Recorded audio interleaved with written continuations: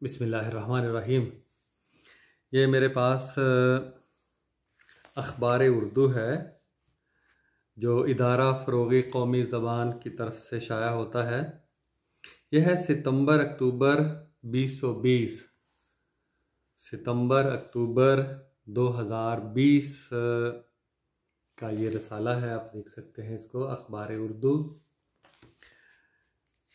इसका एक ख़बर है इसके अंदर कि निसाब की दरसी कुतब की ज़बान से मुतल्लक इजलास, मशावरती इजलास, निसाब की दरसी कुतब की ज़बान से मुतल्लक मशावरती इजलास, यानी जो दरसी कुतब की ज़बान का फ़ैसला करना है। अभी फ़ैसला होना है और पूरा पढ़ के सुनाता हूँ, फिर बाद में बात करते हैं। वफाकी वज़ीर तालीम शफ़क़त महमूद ने सदारत की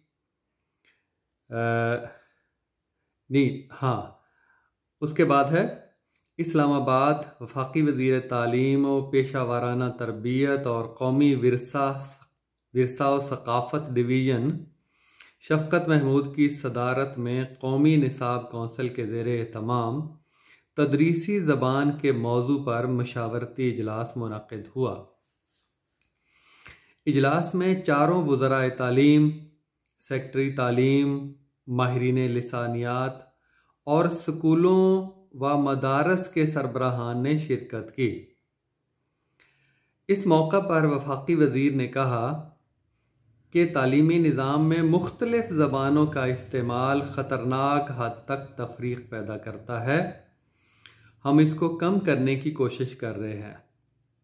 इजलास के शुरका ने यकसा निसाब की दरसी कुतब की ज़बान से मुतल्लक अपने तजुर्बात व मुशाहिदात और तजावीज़ पेश की ताकि तालीमी निज़ाम में मौजूद खला को पुर किया जा सके। शफ़क़त महमूद ने कहा कि अगरचे बच्चा अपनी ज़बान का माहिर हो तो उसके लिए दूसरी ज़बानें सीखना आसान हो जाता है, लेकिन जिस मुल्क में 70 ज़बानें बोली जाती हों वहाँ इस मसले को मुकम्मल तौर पर हल करने की तवक्को नहीं की जा सकती। उन्होंने कहा कि वज़ारत तालीम व पेशा वाराना तरबियत इस मशावरती इजलास की तजावीज़ पर गौर करेगी ताकि ऐसा हल तलाश किया जा सके जो तलबा के बेहतरीन मफाद में हो।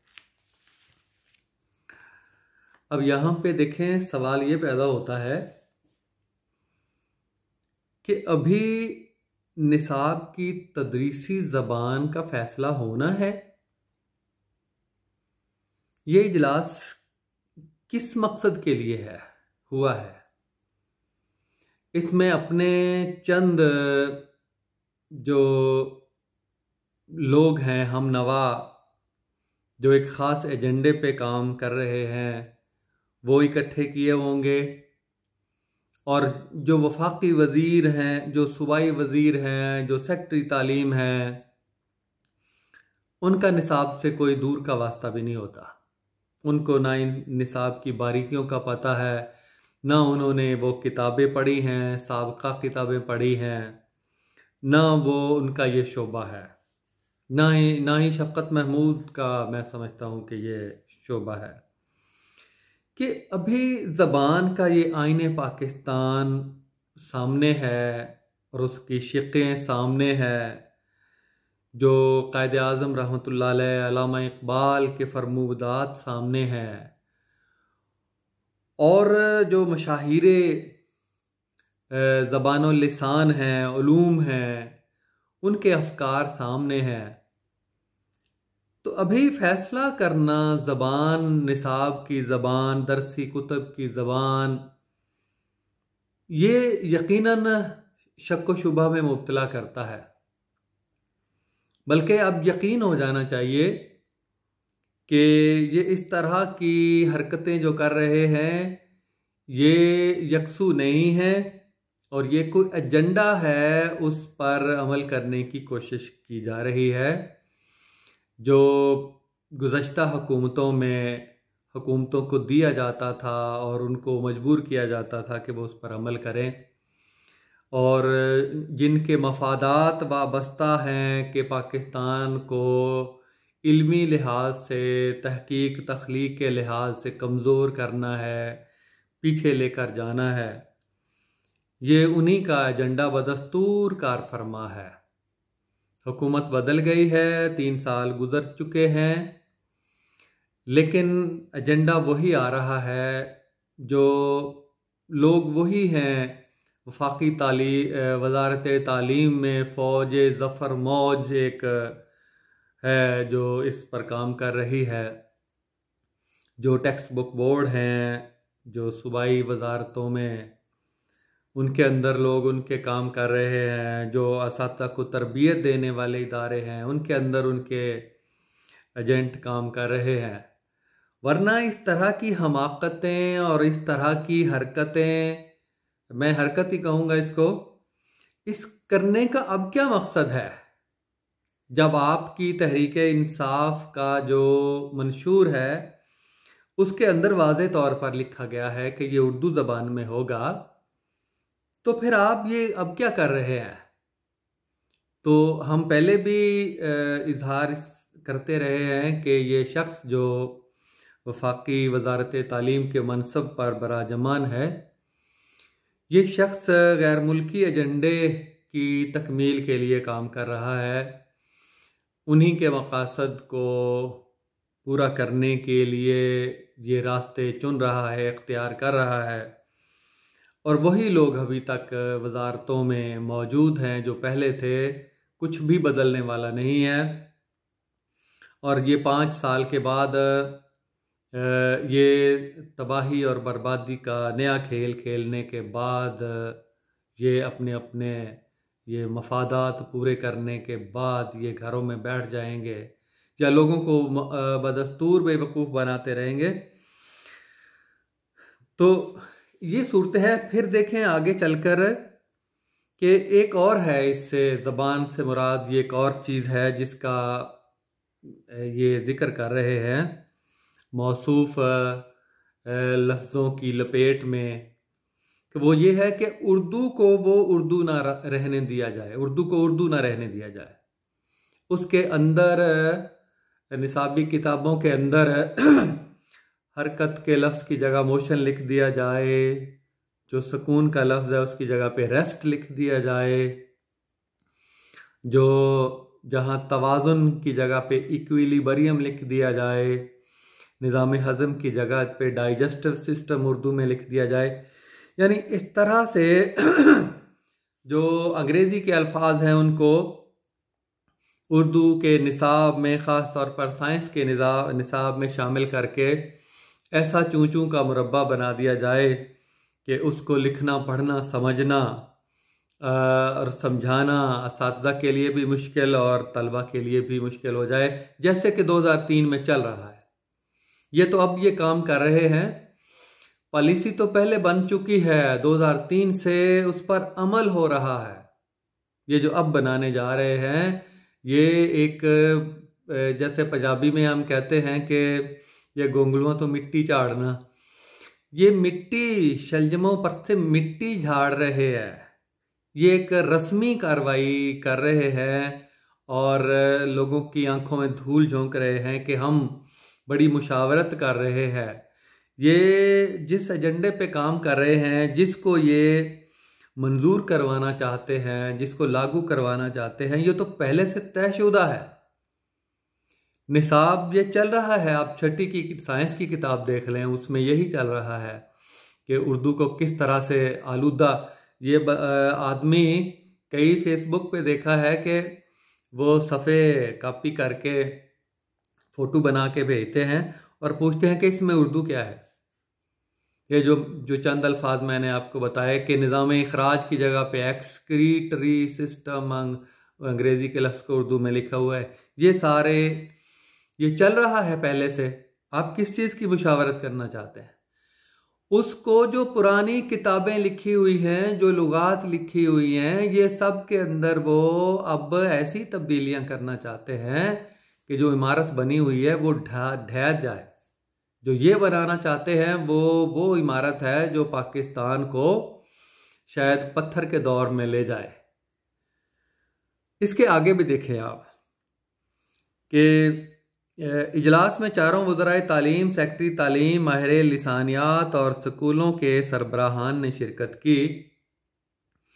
इस मौका पर वफाकी वज़ीर ने कहा कि तालीमी निज़ाम में मुख्तलिफ़ ज़बानों का इस्तेमाल ख़तरनाक हद तक तफरीक पैदा करता है।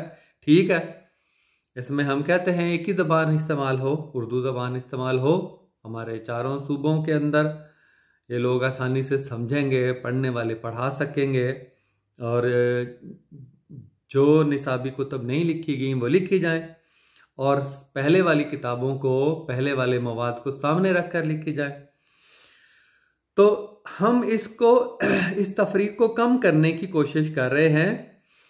इजलास के शुरका ने यकसा निसाब की दरसी कुतुब की ज़बान से मुतल्लक अपने तजुर्बात, मुशाहिदात और तजावीज़ पेश की ताकि तालीमी निज़ाम में मौजूद खला को पुर किया जा सके।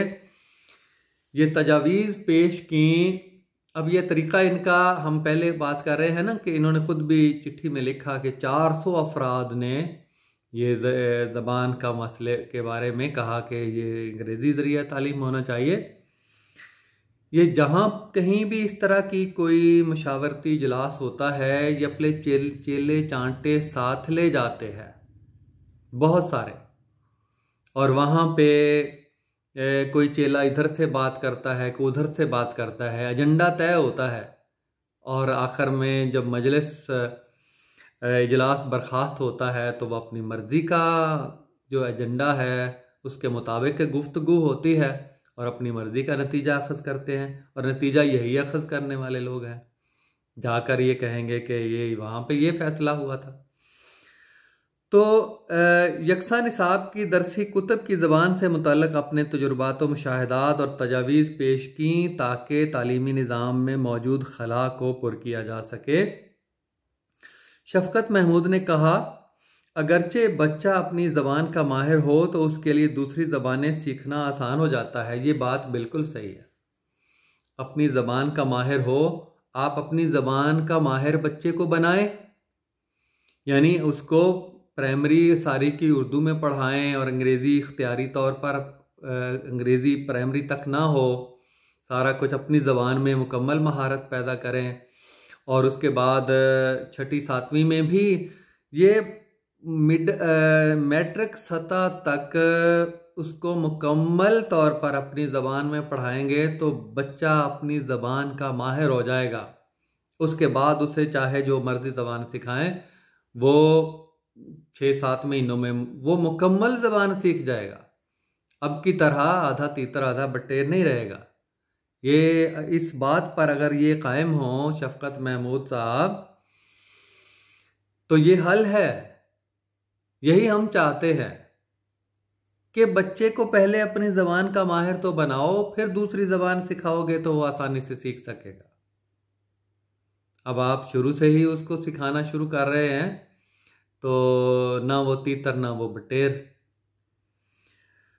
तो कौवा चला हंस की चाल अपनी भी भूल गया। और शफ़क़त महमूद ने कहा कि अगरचे बच्चा अपनी ज़बान का माहिर हो तो उसके लिए दूसरी ज़बानें सीखना आसान हो जाता है। आगे देखें कितनी शरारत है, लिसानियत पैदा करने की किस अंदाज से कोशिश की गई है कि ये काम हम अच्छे तरीके से नहीं कर सकते। उसकी वजह क्या बताना शुरू किया है। ये जो लिसानियत जिस अंदाज से ढके छुपे अल्फाज में ये की जाती है, देखो कि ताकि तालीमी निज़ाम में मौजूद खला को पुर किया जा सके। शफ़क़त महमूद ने कहा, अगरचे बच्चा अपनी ज़बान का माहिर हो तो उसके लिए दूसरी ज़बानें सीखना आसान हो जाता है, लेकिन जिस मुल्क में 70 ज़बानें बोली जाती हों वहाँ इस मसले को मुकम्मल तौर पर हल करने की तवक्को नहीं की जा सकती। 70 ज़बानें तो बोली जाती हैं। ये अब जब कहते हैं कि उर्दू ज़बान में निसाब हमारी कौमी ज़बान है, उसमें निसाब आप करें, तो कहते हैं इस मुल्क में तो 70 ज़बानें बोली जाती हैं, 70 ज़बानों में निसाब बनाए।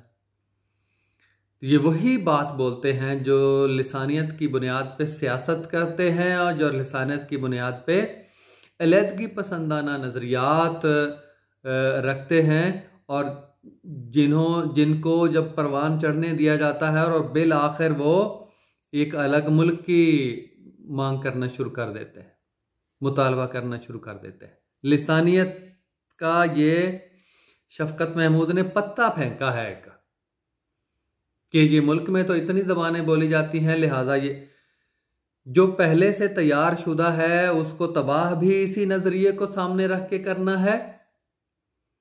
और इन 70 ज़बानों में अंग्रेज़ी है, पहले पूछना चाहिए उसको कि तुम जो अंग्रेज़ी की मिलावट कर रहे हो बग़ैर किस सोचे समझे, और जो तुम अंग्रेज़ी को लाना चाहते हो यकसा निज़ाम तालीम के तौर पर, इन 70 ज़बानों में अंग्रेज़ी भी है।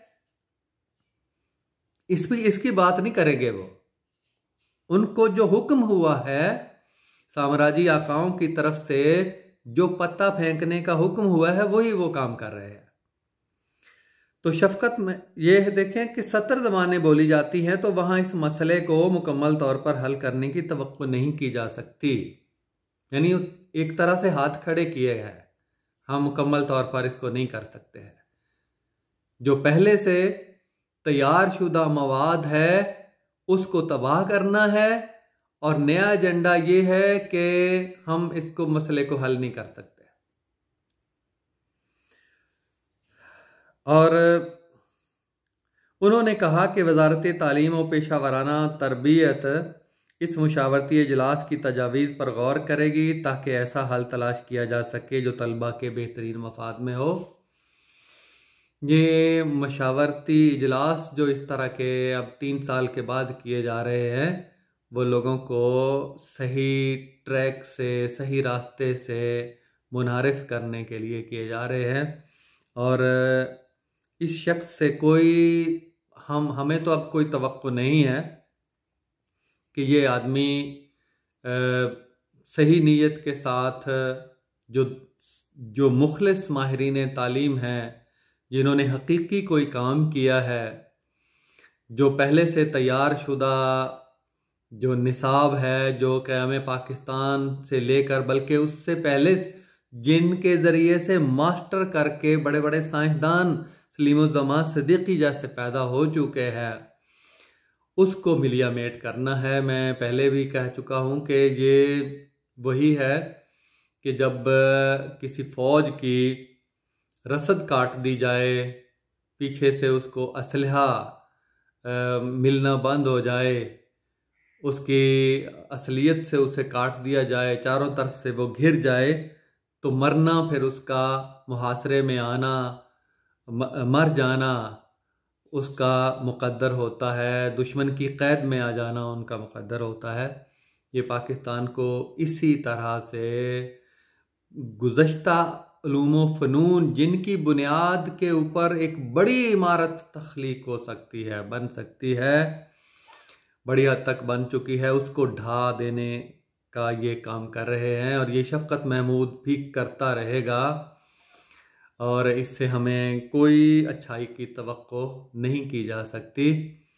तो मेरी गुजारिश ये है, ऐसे लोग जो उर्दू से मोहब्बत करते हैं, जो निफाज़ उर्दू के लिए काम कर रहे हैं, और जो मुखलिस हैं इस मुल्क के लिए, जो आइन की पासदारी चाहते हैं, जो उलूम फ़नून के एतबार से पाकिस्तान को तरक्की याफ्ता मुल्क देखना चाहते हैं, जो तहकीक, तख्लीक और इजादात के दरवाज़े खोलना चाहते हैं, वो इनको समझें और इनके आगे दीवार बनने की कोशिश करें, इनको समझाएं, लिखें, तकारीर के ज़रिए, अपने समाजी राब्तों के ज़रिए से जो कुछ भी बन पड़ता है एहतजाज करें, जो कुछ भी बन पड़ता है वो करें। जिद्दोजहद करते रहेंगे तो इंशाअल्लाह अज़ीज़ वो वक्त दूर नहीं है कि जो हकीकी माहिरीन सामने आएंगे, जो निसाब बनाएंगे हमारी कौम के लिए,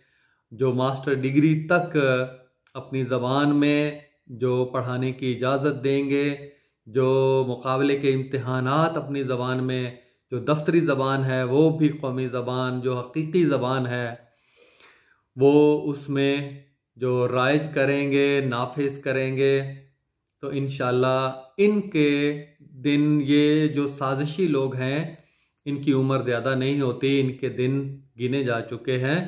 वो दिन इंशाल्लाह और हमारी जिद्दोजहद से आएगा। तो मेरी अल्लाह से दुआ है कि हमें सबको पाकिस्तान को हकीकी मानों में जो कायद आज़म का जो ख्वाब था उसके मुताबिक एक जो तरक्की याफ्ता मुल्क है, जो सबसे ज़्यादा ताकतवर मुल्क है, वो इल्म के ज़ोर से ही बन सकेगा। और हमें उस तरफ जाने के लिए भरपूर तरीके से अल्लाह तौफीक दे कि हम कोशिश करते रहें।